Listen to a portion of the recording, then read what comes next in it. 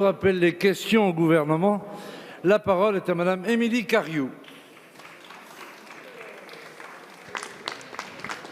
Ma question s'adresse à Monsieur le garde des Sceaux, ministre de la Justice. Monsieur le ministre, le parquet national financier est né à l'issue d'une grave crise politico-financière en 2013 et a été créé pour répondre à la nécessité d'améliorer la réponse pénale face à la délinquance financière. Le PNF et l'indépendance de ses membres constituent une réponse au sentiment d'impunité ressenti par les Français face aux manquements à la probité, aux conflits d'intérêts et aux violations les plus graves des règles économiques dans notre pays. Il a rapidement déployé ses moyens et ce parquet spécialisé a établi sa réputation à l'échelon international.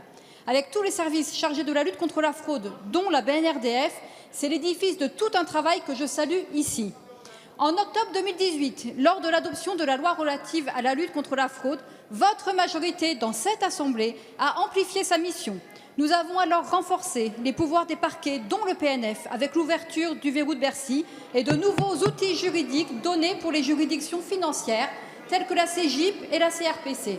Ces apports ont encore été salués la semaine dernière en commission des finances à l'occasion d'un rapport que j'ai rendu avec Éric Diard, député Les Républicains.